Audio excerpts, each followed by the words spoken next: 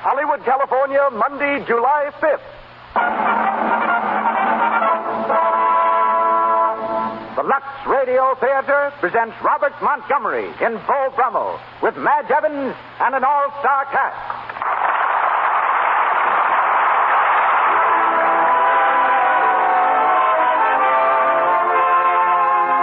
Lux presents Hollywood.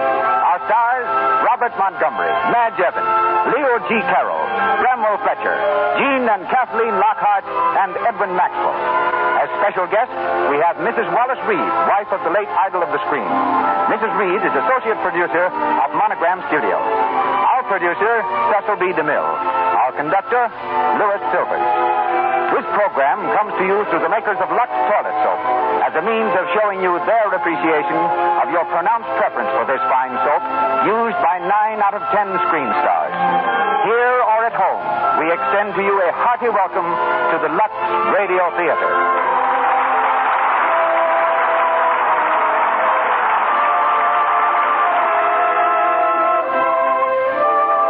Skin often tells a lot about the girl herself. If it's clear and smooth, you can't help feeling she's attractive, alert, and up-to-date. But sometimes her skin makes you believe she's the lazy, careless type. Or often, just from carelessness, from failure to remove cosmetics thoroughly, her skin can become dull and have tiny blemishes and enlarged pores. Signs of cosmetic skin. But by using Lux Toilet Soap regularly, you can guard against this modern complexion trouble. Lux Toilet Soap has an active lather that removes stale rouge and powder thoroughly. This gentle, pure soap guards against dangerous pore choking. Remember this simple beauty care. Follow it, and have the satisfaction of knowing that you are keeping your complexion at its very loveliest. Use Lux Toilet Soap before you put on fresh makeup, and always before you go to bed at night. Buy some Lux Toilet Soap tomorrow. And now, our producer, ladies and gentlemen, Mr. Cecil B. DeMille.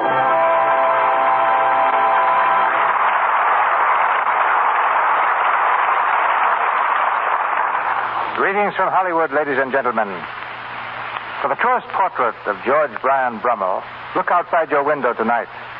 His career, like the Roman candle that flares across the sky, emblazoned the earth for a while in brilliant glory, then dimmed forever and was gone. Born in England, while war was being waged for the independence we celebrate today, Beau Brummel was the sublime dandy of all time. He lived in an age of fashion and super sophistication, cutting his phrases with a tongue as sharp as the shears that styled his elegant attire. Not of noble birth, he cared nothing for those who were. He ruled society with audacity and invincible calm. A duchess once walked backwards out of a room because Brummel said her back was an offense to his eye. The lace of his boots, the blue of his coat, the number of buttons that decorated his trousers just above the ankles were as much the laws of England as if decreed by Parliament itself. That was Beau Brummel, who lives again on our stage tonight, as played by Robert Montgomery of Metro-Goldwyn-Mayer Studios. One of the few stars using the name he was born with, Bob's first job was that of an assistant railroad mechanic in charge of tapping wheels. After a spell as a deckhand, he joined a stock company and played 70 different characters in 72 weeks. He's president of the Screen Actors Guild, has ambitions to write, direct, and to see more of his farm in upper New York State. Unsurpassed in devil-may-care roles, Bob's done a turnabout in his current picture, Night Must Fall, delivering one of the year's best serious performances. Love, Live, and Learn is the title of his next film. Playing opposite him tonight in the role of Mariana is Bob's co-worker from MGM, Madge Evans.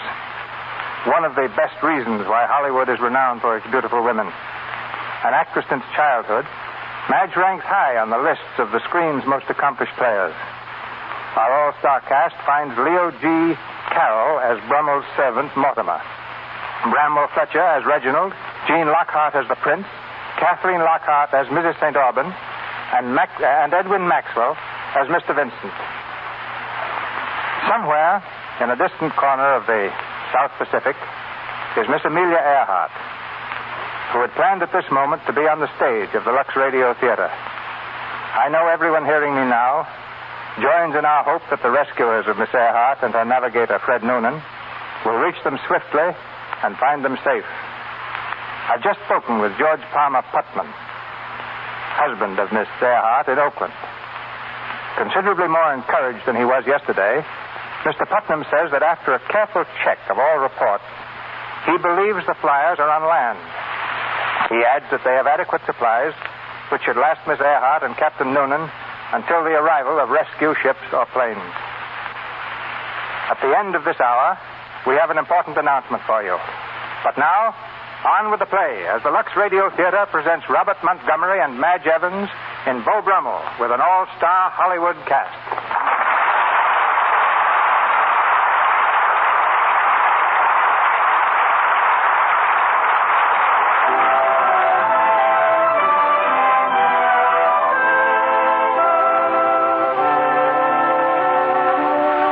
London, in the year 1820.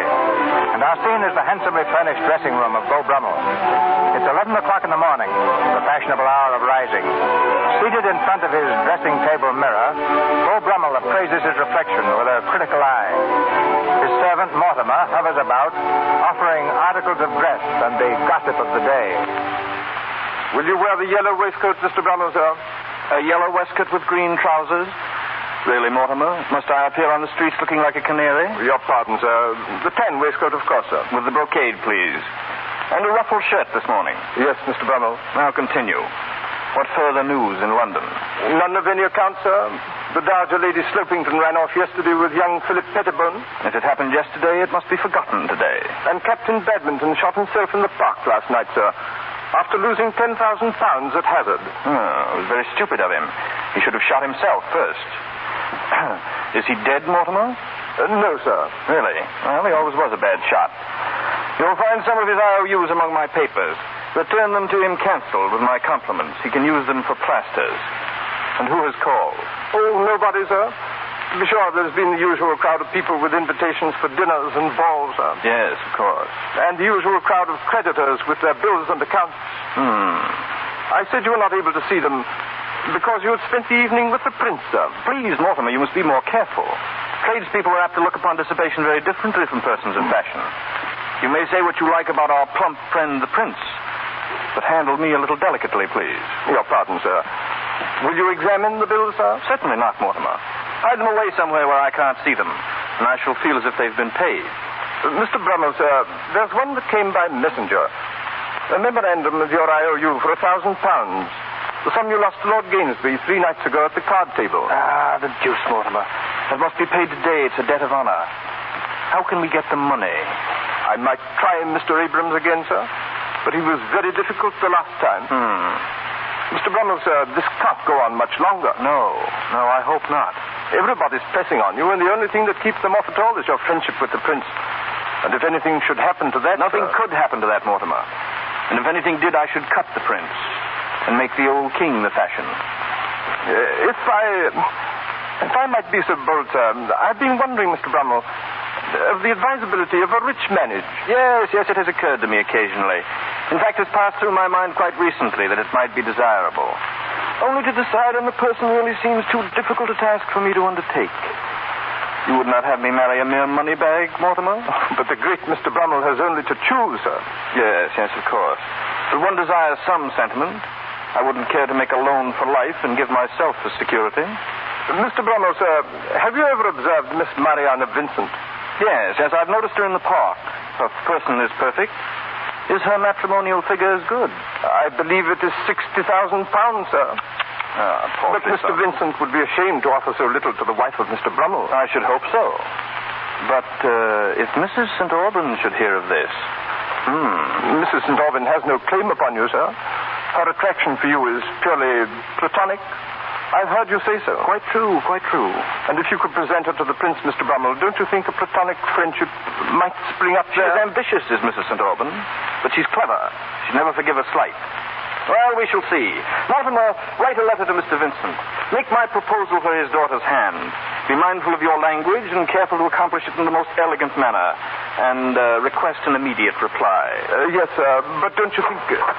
What is it, Simpson? Mr. Brummel's nephew, sir. Mr. Reginald Courtney. Ask him to come in here.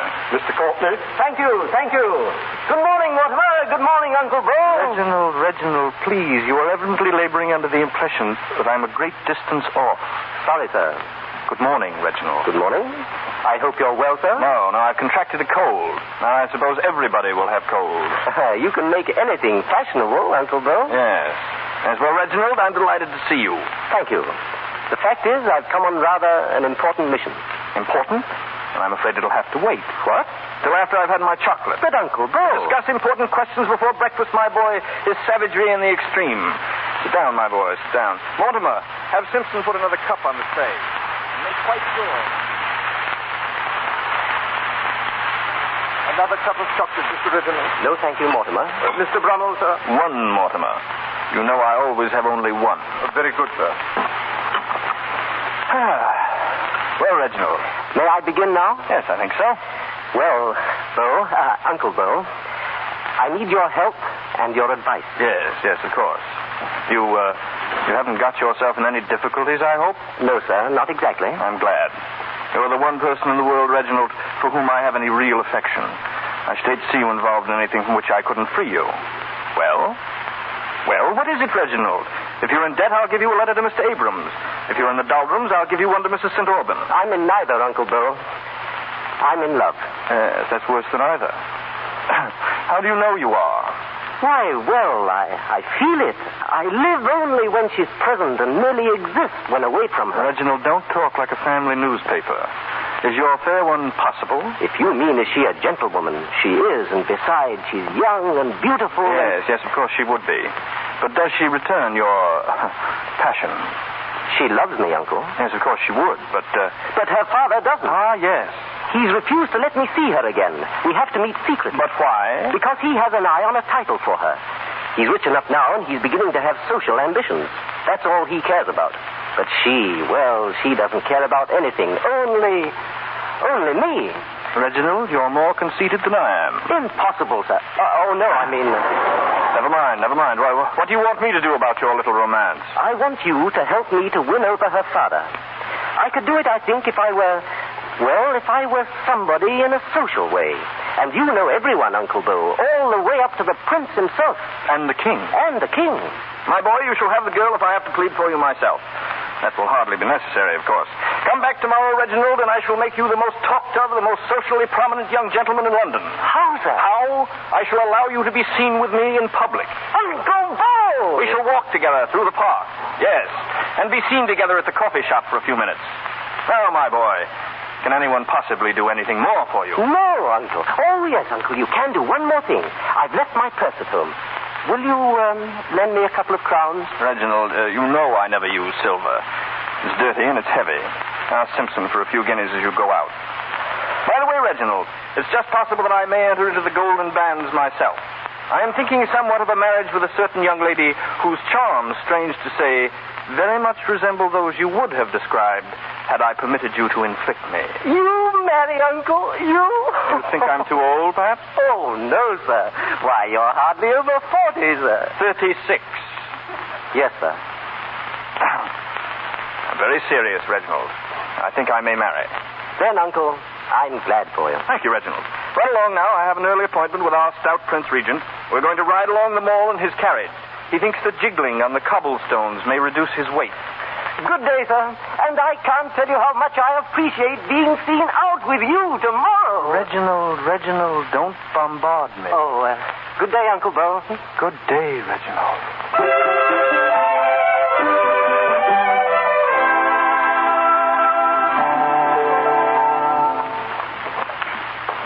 And if you will do me the honor to call upon me, or if I may do myself the honor of appearing on your doorstep tomorrow evening, I'm sure the association will be of mutual satisfaction. My very kindest greetings to your gracious and charming daughter, Mariana.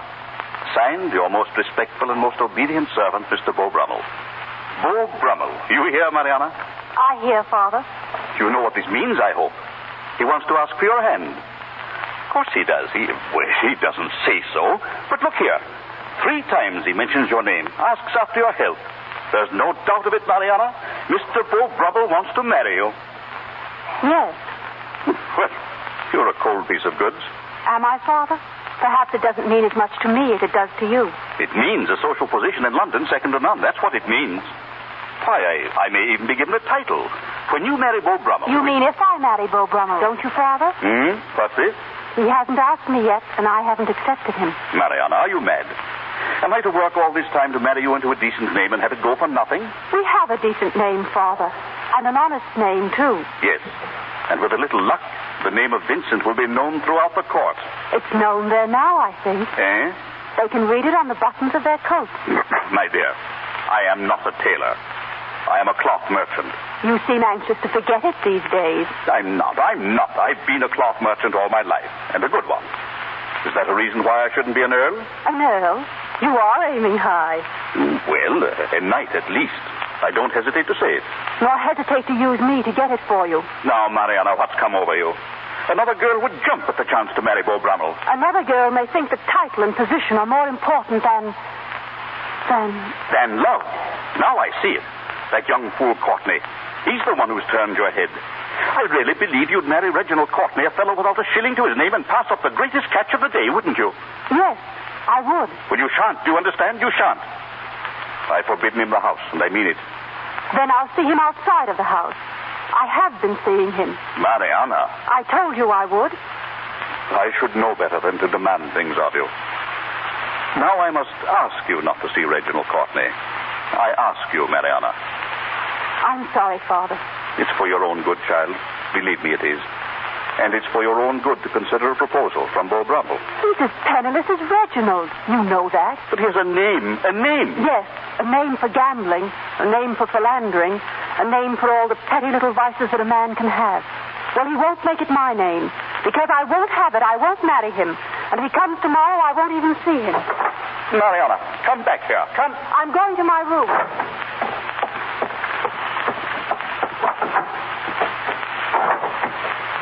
Miss Mariana. Well, I've been waiting for you to come. What is it, Kathleen? That young gentleman is here again, Mr. Courtney. Reginald?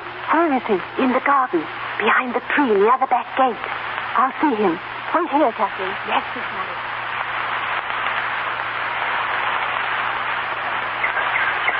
Reginald. Mariana, I thought you'd never get here. I didn't know. Kathleen just told me. Here, we can sit behind the tree. Let me look at you.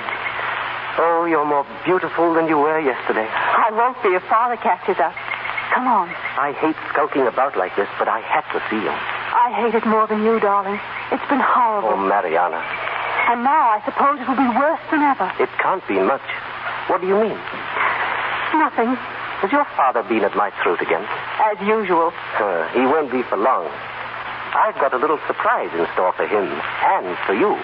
Surprise? Tomorrow. Tomorrow what? Tomorrow I shall go for a walk in the park. The rest is the surprise. Tomorrow may bring more surprises than you think. In the evening, a gentleman is coming to call on me. What?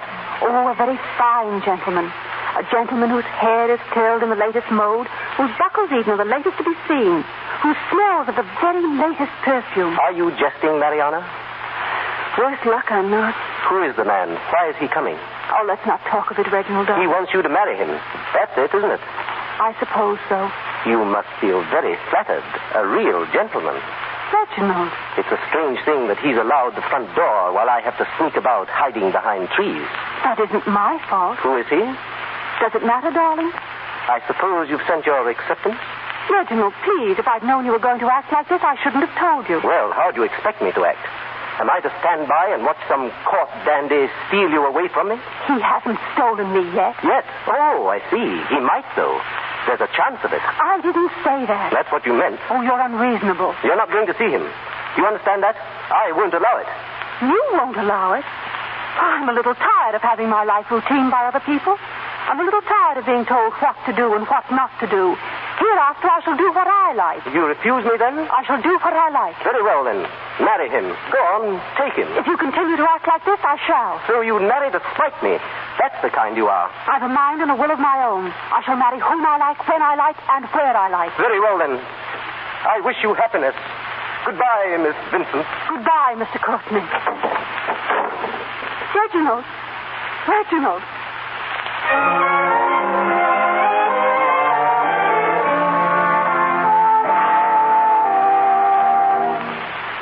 This way, Mr. Brummel. This way. I've prepared her for your visit. She knows you're here. Thank you. She's in the drawing room. Mariana? Mariana, my dear. Yes, Father? Allow me to present my daughter, sir. Mr. Beau Brummel, Mariana. Your servant, Miss Vincent? Your servant, sir. Oh, dear me, I just remembered. There was something I had to attend to. You'll excuse me, Mr. Brummel? Yes, of course. Thank you. Thank you. Won't you sit down, sir? Thank you. It was most kind of you to permit this rather informal visit, Miss Vincent. I had a reason, Mr. Brummel. Eh? And so had I. Perhaps you can guess it. Perhaps. I am glad. It will save us no end of tedious conversation. And can you guess my reason? Why, no. Well, I'm glad, too. It must be very disconcerting to have one's thoughts so easily read by a complete stranger. You have a ready wit, Miss Vincent. Thank you. How is it you're not at White's this evening, sir? At the gaming table? I'm tired of the cards, Miss Vincent. They are too fickle. And besides, I am always unlucky. Unlucky at cards, lucky in... Love? Yes. That's why I'm here. Well, what sort of a hand shall I deal you? Yours, I hope. Are diamonds trumps? Oh, no. Hearts. Oh, I'm sorry. I haven't won in the past. Then you deal your cards badly. That is because I have chosen nature, not art, to be my mistress. By my manners, I've a mind to bring Dame Nature into fashion again. Then there's not a woman in London could show her face. But you. And if you would deign to be seen always on my arm... Always, Mr. Brummel? I fear you would wear me as you do your coat and throw me aside when I'm wrinkled. Oh, please don't mention wrinkles. They give me the jaundice. I cannot but remember that only yesterday, every bench in the mall, every lady's tea table, every entr'acte of the play was the occasion for reportings of Mr. Brummel's fancy for the Honorable Mrs. St. Auban. You cannot imagine I have not favored some women more than others? Mrs. St. Auban was clever and amused me. We passed our time in laughter, not in loving. And now she is out of favor. On the contrary, she's greatly in favor with the prince himself. You threw her to him then? As you do your styles and your worn-out quips? You do the prince an injustice, Miss Vincent. But you're quite right, of course. You're very frank. Oh, no. Lying is one of the finer arts of life. But I never practice it unless there's a chance that I can do it justice. It'd be a shame to waste a perfectly good lie on a person who doesn't believe it. You're very amusing, Mr. Brummel. Yes, I know. Do you? And I am in the hope, Miss Vincent, that I may continue to amuse you often. Often? If you will accept my escort into the social life of London, if I may have the pleasure of your company at Mrs. Honnor's dinner and the Prince's reception, the Prince's reception. Yes, I heard. And your answer? We shall see, Mr. Brummel. Thank you. Your servant, Miss Vincent. Your servant, sir. Your most respectful servant, Miss... Your most respectful servant, Your sir. most ardent servant, Miss... Your servant, sir.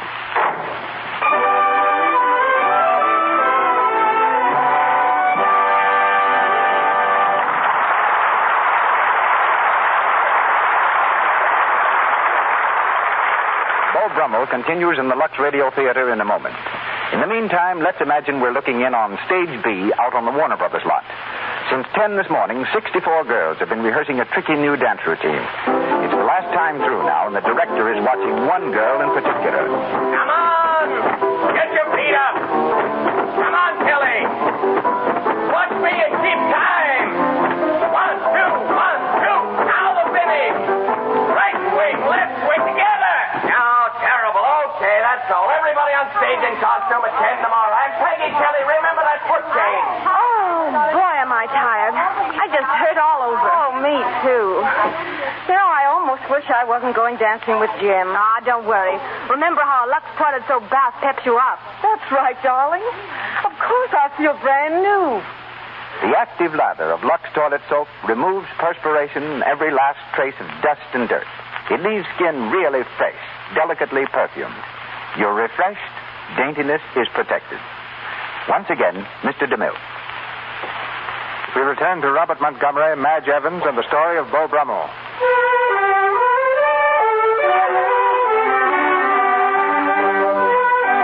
2 weeks have passed.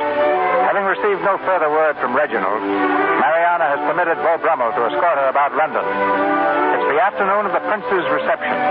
Beau Brummel, in his drawing room, entertains the thoroughly jealous Mrs. St. Auban. You're very kind, Beau. But I don't wish to give up your devotion altogether. Not even for the princes. Take both, Horatia. Mine you will always have. Did you think me blind when you presented the Vincents at Mrs. Honors and at Lady Marley's? I know your purpose. And I know your reason for presenting them at the Prince's this evening. I do no more for the Vincents than I've done for you. It was I who introduced you to the Prince also. Fortunately, he's now very fond of you. Oh, it was not for my sake you introduced me, but for your own. It was a pleasant way to get rid of me. No way with such a destination could possibly be pleasant. You puffed the Prince with the conceit that he is driving you out of my affections against your will. Suppose he should know the truth. Royal personages are so rarely told the truth that if he did hear it, he wouldn't recognize it. What would become of his friendship for you, do you think? And what would you do without it? He would have my sincere sympathy. Suppose I were to inform him? My dear Horatio would not be so foolish as to ruin herself. Would the Prince, do you think, still care for you if he thought I no longer admired you? I will not be thrown over for the daughter of a cloth merchant. The Prince shall know whom he is entertaining this evening, and he shall know why. I shall see to it. Then you shall have my sympathy also. Oh, no. You seem to forget, my dear Beau, that the Prince already dotes on me. We're both playing a little game, you and I. But I am persuaded I shall win, for I stake on a heart. Your fortune will turn, for you stake on a knave. And the knave is you? Exactly. And what will take my knave when the king is out of the pack? Why, then I think a queen might turn up. And the queen? Miss Mariana Vincent. Oh, good day, Mr. Brummel. Good day, Horatio.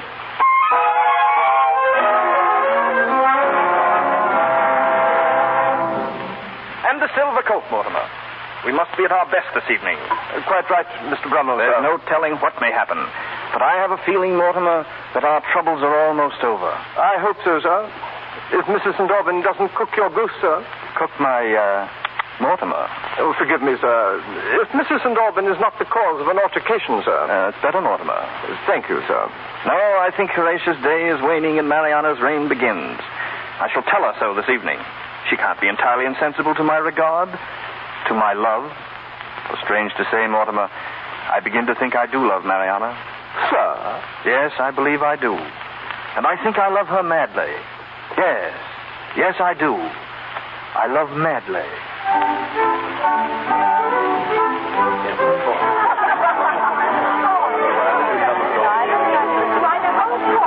Everyone is laughing at the Prince behind his back. To take a cap off for his lady. He'll wake up to it soon, and when he does, there'll be a... Very fine. Mariana Vincent. They say she's a cloth merchant's daughter. Cloth merchant? Well, she'll keep the Brummel in waistcoats anyhow.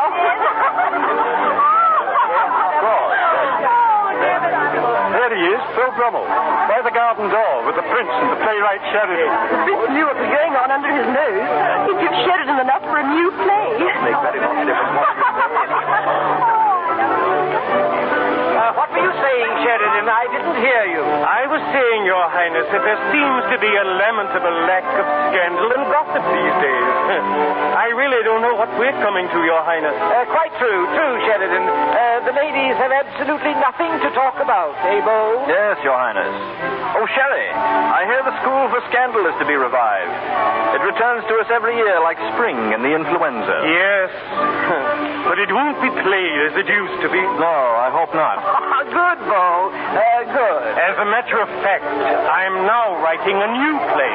Don't put me in, Sherry, or if you do, mind you make me thin. A fat man played me in the pantomime the other night, and I had him locked up. It was a libel, sir. A gross libel. Your Highness. Oh, my dear Beau. Good evening, Manley. You wish to see me, Manley? I did. My dear Beau, something terrible is happening. Well? Lord Crawlings is cheating at the card table. It is a fact he has cards up his sleeve. What shall I do? Cheating at the card table? Yes, he has cards up his sleeve. Cards up his sleeve? Yes.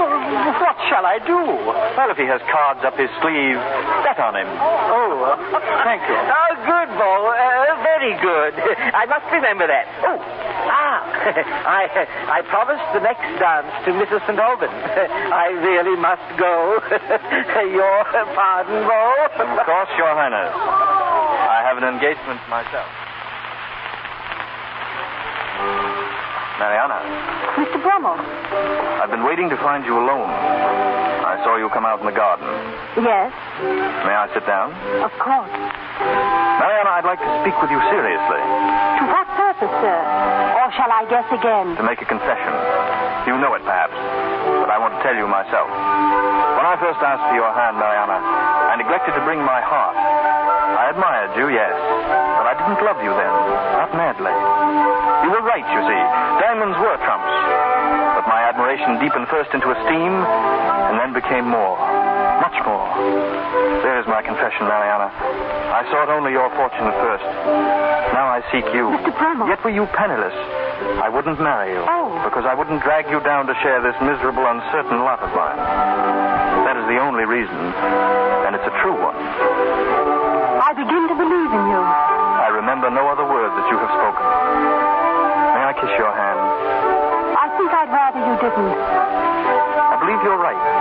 Yes, I'm quite sure you are. Thank you. You have saved me from doing something very commonplace. You aren't angry. I believe it's exactly 15 years since I last lost my temper. But, Mariana, I still await your answer. It's rather a new sensation for Brummel to be kept waiting. You'll wait no longer, then. Not in this house. Your Highness. So this is how you use my hospitality, Brummel, to further your financial affairs with a miserable cloth merchant's daughter. Oh, don't distress yourself, Mariana. It's nothing. But His Highness has been dancing with Mrs. St. Auburn. And what have I had? You're not angry, my lord, because Miss Vincent's father is wealthy. It is something far deeper, I think. Something you discovered about your certain attraction to Mrs. St. Auburn. Curse your impudence. Softly, my dear prince, or you'll make a fool of yourself. I'm tired of your impertinence, Brummel. You're out of favor. Do you hear? Could I help but hear? Yes. My dear prince, first you lose your equilibrium, and now you lose your temper. Have a little snuff. You may keep your little snuff. He knocked it out of his hand. Listen, Dad, the prince knocked it out of his hand. Very bad manners. Very bad. I shall have to leave at once. Your Highness, order my carriage. Why, you upstart?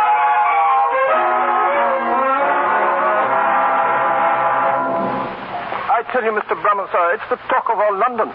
Yes, my chocolate, please. What is the talk of all London, Mortimer? Your insult to the prince, sir. Last night at the reception. Oh, yes. Well, it's all over now. The prince has probably forgotten it. I have. Your creditors hadn't, sir. It was your friendship with His Highness that saved us before, but this morning there were 2 bailiffs at the door, sir. Bailiffs? Disgusting. What did they want? They were sent by your creditors to arrest you, sir. Well, if they come again, you may reassure them, Mortimer.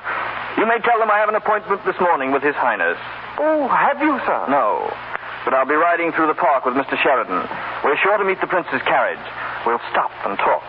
If he should cut you, sir. Then I shall cut him back. But he won't, Mortimer. Have no fear.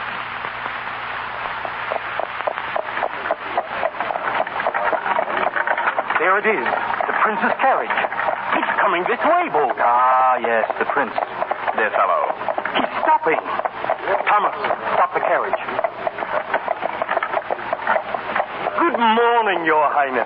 Good morning, Sherry. I'm delighted to see you. Thank you, Your Highness. Out for a drive, huh? Yes, Mr. Brummel and I... Beautiful day for it. Beautiful. Good day. But, Your Highness, wait. Would you like to drive with me, Sheridan? Come along, then. Come along. Well, Why, yes, Your Highness. Thank you. Oh, Sheridan. Yes, Bo? Tell me, Sheridan, who is your fat friend? Why, you... Brummel. Drive on, please, Thomas.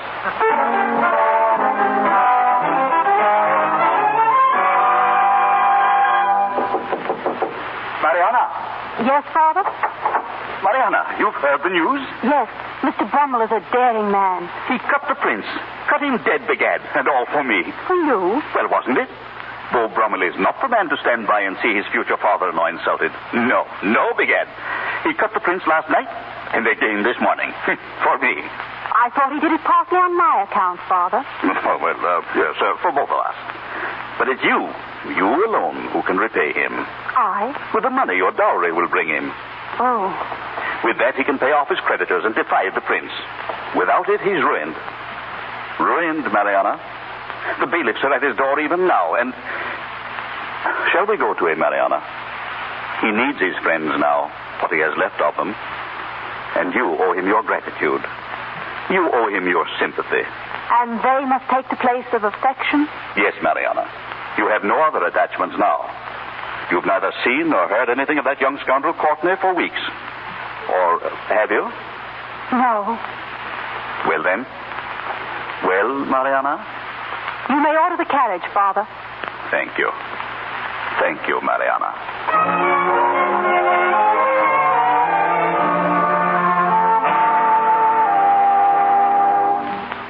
And that is why I've come, Mr. Brummel. Your regard and protection leave me much in your debt. Please, don't let that debt weigh any more heavily on you than do my debts on me. One smile of yours has overpaid me, Mariana. If your creditors were as easily satisfied as you are, I should be prodigal of my smiles. And if your smiles were the coinage, I think I should turn miser. You're not practical. I must make you so. I am your slave, and the chains I wear are no burden. May I indeed hope that you will accept my humble service, that you will be my wife. You have my gratitude and my respect. And may I hope you will learn to love me a little? I hope so. I'll make myself forget. Who is it? Uncle Bo! Reginald! That crowd of men at the door, what is it? Oh, you're staring, Reginald? That's very impolite. Miss Vincent, my nephew, Mr. Courtney. Your nephew? Miss Vincent and I have met, I think. Really? Why didn't you answer my letters? Letters? I received no letters from you. What? I wrote every day from Scotland. Reginald, you... I mean, I begged your forgiveness, laid open my heart to you, and for all my pains received nothing. But I tell you, I had no word. My father must have held them from me. Oh, Reginald, I would have forgiven you. You know I would have forgiven you. You know I would. Mariana... One moment, please. I'm at a slight disadvantage here. Uncle Bo, this is Mariana. Yes, I know. The girl I told you about, the girl I wanted to marry and still do. Reginald, don't. I begin to understand. You love her, Reginald? Yes. You love him, Mariana? Yes, I can see it in your eyes. Well, then, there's nothing to do, of course. But, what? Take care, my boy. No, Reginald, you can't. It's too late. I've already promised. But I release you from that promise. You mean that... Oh, I see. You see very little, Reginald. Well, you can't do this. You know what it means. It means I will see two very young people very happy. Mr. Brummel, sir, Mr. Brummel. Yes, Mortimer. His Majesty's bailiffs, sir. They're at the door. They won't be held off any longer. Softly, Mortimer, softly, always. Bailiffs? Then they're going to... Nothing, my boy, a mere formality. Tedious but necessary. No, I'll speak to my father. He'll help I you. have no claim whatever on Mr. Vincent. Now, Reginald, take her. Wear her very near your heart for my sake. I would stay with you longer, but I fear it's impossible. I happen to have a rather pressing engagement with His Majesty.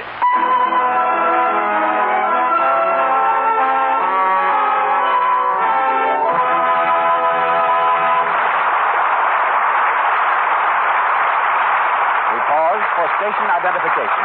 This is the Columbia Broadcasting System.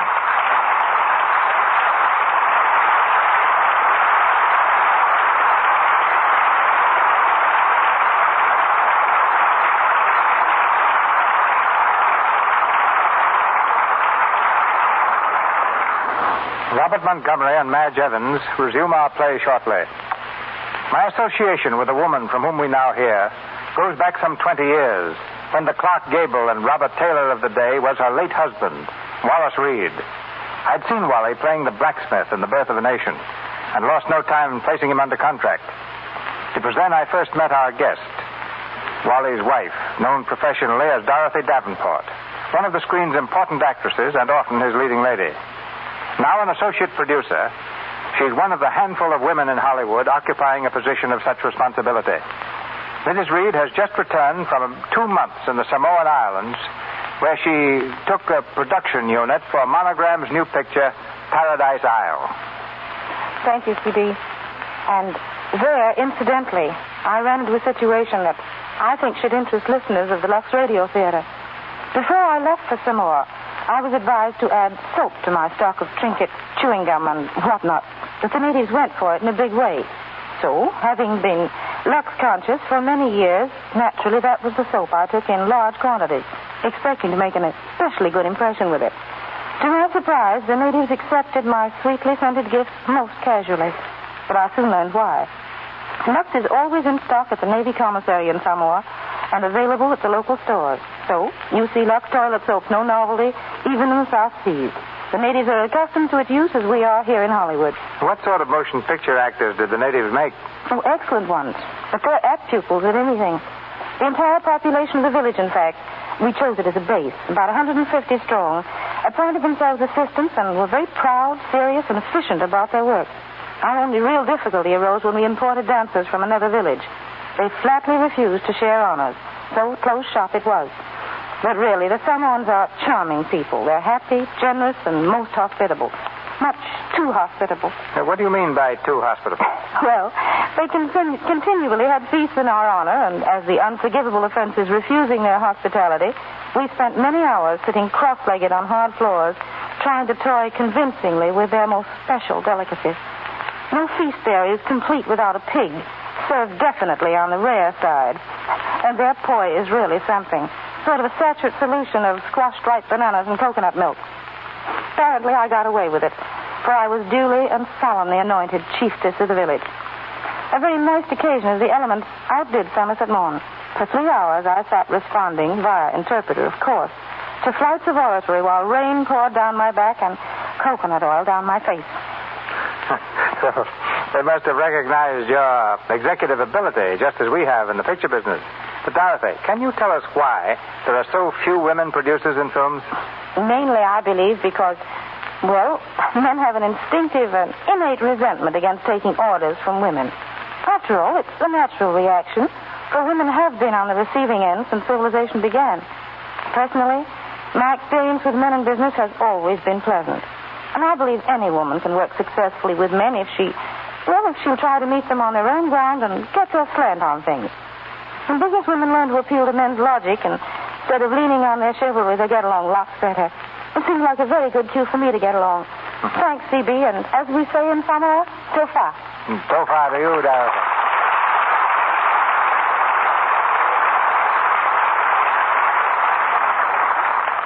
Once more, the story of Beau Brummel starring Robert Montgomery and Madge Evans.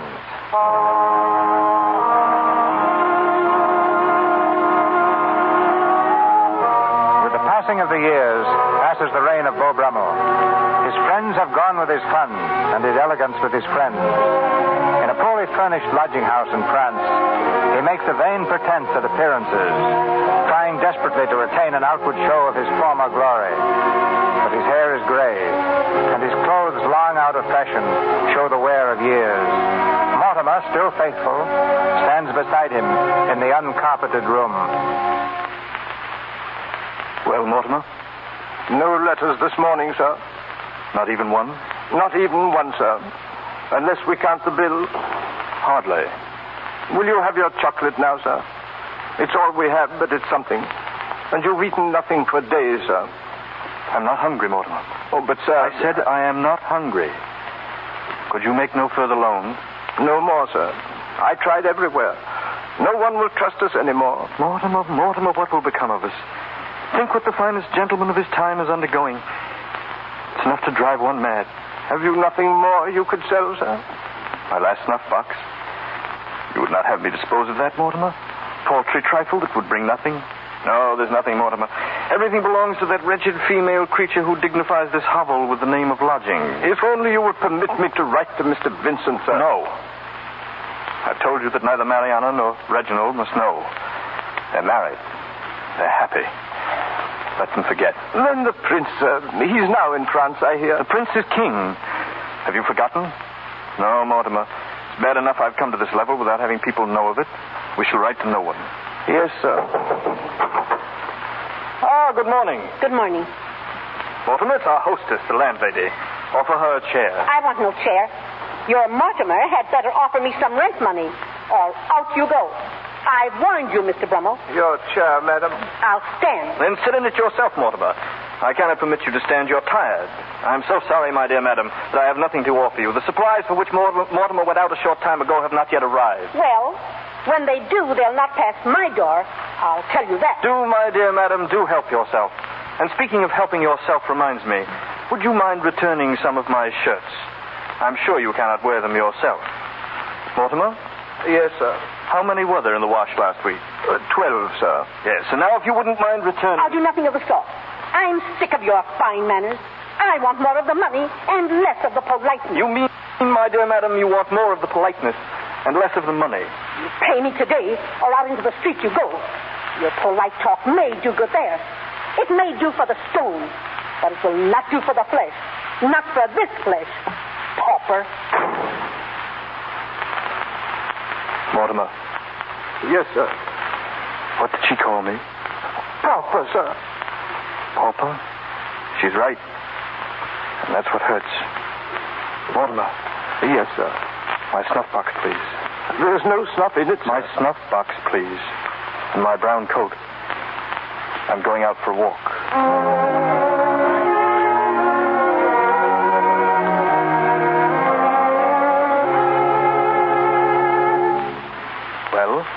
Well, what's it worth? What will you give for it? Snuff boxes are a drug on the market these days. I have 30 of them in my shop now. This one is rather special, of course. They are all of silver? It was given to me by the Prince. Now George IV of England. I dare say that doubles or even triples its value. Monsieur, the donor is no concern of mine. I look only at the silver. This one is good in that respect. Therefore, I can offer you 100 francs. 100? Let me have that snuff box, please. It's worth no more? Let me have it. Well, if you wish. I am in business, monsieur. I have to eat. Fortunately, sir, I do not. Good day, sir. Good day. Well, sir, any luck, sir? Here. You may carry this home again, Mortimer. He wouldn't buy it, sir. I would not sell it. A paltry 100 francs. 100 francs, Oh, Mr. Brundle, sir, are you ill? Take my arm, sir. Lean on me. On the street, Mortimer? No, not on the street. Well, you're pale, sir. Your arm is trembling. Stand away, please. I can walk. Alone. Oh, Mr. Brundle, sir. Help here, help. He's fainted.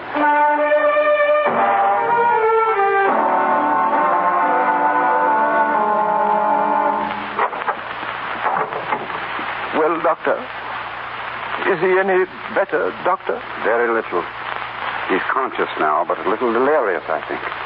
Does he always ramble on that way about courts and ladies and fashions? At times, yes, sir. He thinks he was once a great gentleman, sir. Pity. There's nothing much more I can do for him. You mean, sir? Yes. I'm sorry. Very sorry. Thank you, sir. If you should want me again, don't hesitate to call. Thank you. Mortimer. Coming, sir. Coming. At once, Mr. Brumman, sir. Yes, sir. Mortimer. That man who was here just now. Mr. Sheridan? Yes, it was, sir. Yes, I thought so. Mortimer, I hear carriage wheels. Someone else is arriving? Carriage wheels? Observe me, Mortimer. How do I look? Oh, very, very well, sir. Am I quite correct, Mortimer? Are there creases in my cravat? I should not wish to make creases the fashion. Oh, Mr. Brummel, sir, you're quite the fashion. Do your post, then, and ask the musicians to play. Please, there are no... Mortimer, is that someone at the door? Yes, sir. Then open it, man, open it. Yes, sir. Excuse me, sir. Mortimer. Oh, Miss Mariana. Where is he, Mortimer? Oh, Mr. Reginald, I'm so glad you could come. I came as soon as we had your letter. Is he still so ill, Mortimer? Oh, very ill, sir, very ill. Why didn't he tell us? Why didn't you let us know sooner? He wouldn't permit it, Miss Mariana. His pride. Take us to him. Yes, sir. But if he acts strangely, sir, please to pay no attention. He's not himself, sir. Good evening. Mr. Brummel, you shouldn't be up, sir. Not up. Not up when I have guests to receive. But who is this? Mr. Brummel. Uncle Bo. Reginald, Mariana. Well, sit down. Some wine, Mortimer. We must celebrate with wine. Wine, sir? Oh, I don't wish any. Nor I, Mortimer. Thank you, sir. Oh? Never mind, then. Mariana, let me look at you. I've never forgotten you, Mariana. Never. I've never forgotten you. Oh, how kind you were. Even in all the rush of my life. And I have been busy entertaining, you know. I've always remembered your pretty little face, my dear. And your laugh. Mr. Brummel, sir, will you sit down here, sir? Thank you. Sit down, Reginald. You must be tired after walking up all those steps. It is high, sir. Yes, but the air is so much purer. I'm expecting guests, Reginald. Mortimer, 2 more for dinner. Yes, Mr. Brummel. Mr. Brummel, you must come away from here, back to England, with us. Come away? But my engagements, my dear, my engagements. There's that bell again. No, don't go. You won't leave me, Mariana? You won't leave me, will you? No, we'll stay just as long as you like. Mortimer? The door. Yes, sir. Your Majesty. Mr. Brummel, please. Who is it, Mortimer? Mr. Brummel, sir. It's His Majesty, the King. Good evening, Bo. Your Majesty. Is it real? Yes, Bo. You must pardon me for not rising. I'm forgetting my manners. Stay seated, Bo. You've hidden from us long enough. If your servant hadn't sent the snuff box to me, I should never have known where you were. The snuff box? Oh, yes. I told you to send it to His Majesty, Mortimer. Why, yes, sir. Oh, of course. I remember now. My dear Bo, we don't mean to lose you again. We stop with you tonight, and tomorrow you dine with us in London. Dine? At what hour? At 8, Your Majesty, at 8. Yes. At 8 o'clock, Bo. 8? Mortimer, have I any other engagement? No. Oh, no, sir. Then I shall have much pleasure, Your Majesty. Mortimer. Yes, sir. Mortimer. Yes, sir. Should anyone call, say I have a rather pressing engagement with His Majesty.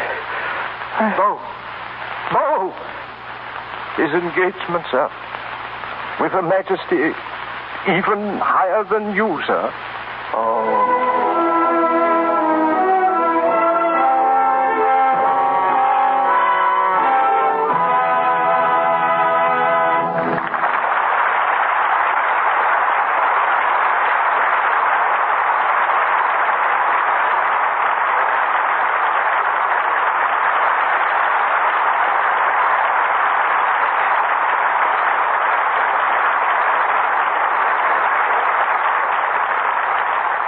And so do we conclude our play and bring you as themselves our Beau and Belle, Robert Montgomery and Madge Evans. I'm grateful, Mr. DeMille, for the chance you gave me tonight to enact the story of one of society's most colorful characters. Beau Brummel brought to a sort of climax a taste for fashion that gentlemen had cultivated for centuries, sometimes a most peculiar taste. Back in Queen Elizabeth's time, for instance, it was the gentlemen who wore corsets, even Sir Walter Raleigh. And not long after, earrings and spangled garters decorated the nobility. Pirates, too, were the paragon of foppery, decking themselves out in Utrecht velvet and Malines laces. Then I don't think men should say a word about women today who spend a lot of time trying to make themselves look nice. No, I agree, Madge. The danger for a woman is spending too little time on her appearance rather than too much. And that's just as true about complexions as about clothes. Those of us in pictures realize probably better than most people the importance of clear, smooth skin. I'm sure that's the reason for the popularity of Lux toilet soap in Hollywood. We use it because we're just as fussy about complexions as Beau Brummel was about the cut of his waistcoat. It's been my favorite for a good long time. But, Bob, what do you have to say for yourself? When are you going back east to plant a few potatoes on that farm of yours? There'll have to be fall potatoes, Madge, because I doubt if I'll get away until September. It must be quite a thrill to the people back there to have you as a neighbor. I sort of doubt that, and I can prove it. One night last year, just before I was about to return to Hollywood, I drove over to say goodbye to my nearest neighbor, a couple of miles away. It was after 9 o'clock, so he had to get out of bed and come down on the porch where I was waiting. I've known that man for several years. He's a great friend of mine and the best farmer I know. Well, we talked crops for a few minutes, then shook hands and said goodbye. I could tell he had something on his mind, but I'd walked way down to the gate before he called me back. I stepped up on the porch again. He looked all around to make sure that no one was eavesdropping, and then he said, "I say, Mr. Montgomery, I hear you're an actor." I don't know what you answered, Bob.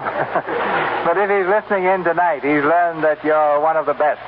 And to you, Madge, and to you, Bob, our thanks for a very fine performance. Thank you. Thank you.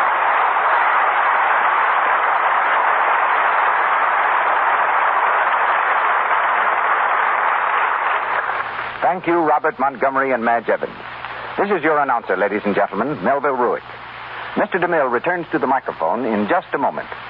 Our cast tonight included Ralph Kellard as Richard Brinsley Sheridan, Doris Lloyd as Kathleen, Lou Merrill as broker, Wallace Roberts as Simpson, Frederick Sewell as Lord Manley, John Lake as the doctor, and Lillian Castle as landlady. Mr. Montgomery and Miss Evans appeared through courtesy of Metro Goldwyn Mayer Studios, Mr. DeMille, Paramount, and Louis Silvers, 20th Century Fox, where he's in charge of music for the new film, Wee Willie Winkie. And now, our producer, Cecil B. DeMille. Every week since October 1934, the play has been the thing in the Lux Radio Theater. With the rise of the curtain each Monday evening, I've hoped that our labors of the week would bring you another hour of glamour and entertainment. In the Lux Radio Theater, 28 men and women work every day of the week. Writers adapt for our stage, the plays that you want to hear.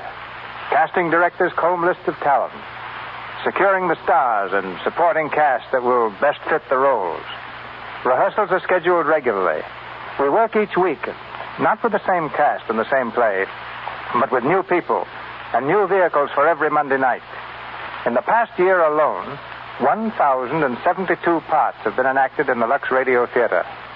52 plays have been produced. The figures showing the number of listeners to our program during the year are truly amazing. Adding together the audiences of the last 52 weeks, check-ups show that we have had over 600 million listeners. Of course, this huge number is accounted for by the fact that millions of our listeners tune in loyally week after week. We've enjoyed presenting this theater this year of drama over the air tremendously. It's been a year of genuine pleasure to us, as we sincerely hope it has been for you. But frankly, ladies and gentlemen, the staff of our theater is weary. Our sound effect man, always a master of understatement, said, "I do get tired once in a while." Our sponsors, being the kind of generous and cooperative people they are, readily agreed to a vacation period. So it has been decided that while so many of our audience are vacationing, we in the Lux Radio Theater, too, will have a holiday. Therefore, when the curtain rings down tonight, those behind the scenes will lay down their stage braces, and the script book will be closed for 2 months. Mr. Louis Silvers, our musical conductor, will put aside his baton and go as fast as he can to a favorite spot in Mexico. Our technicians, directors, and writers will all seek a change of scenes. Personally, I'll remain in Hollywood, but I'm about to begin the filming of my new picture, The Buccaneer. So I hope for a little time at the ranch. Early in August, we all expect to be back in Hollywood making preparations for the new season. Already there are piles of manuscripts and lists of names, many of which we hope to put in lights on the marquee of the Lux Radio Theater beginning September 13th. There are people in Hollywood you want to hear. There are plays you want presented. I also know you'll join me in saying goodbye and good luck to all who've worked with me here in the Lux Radio Theater this season.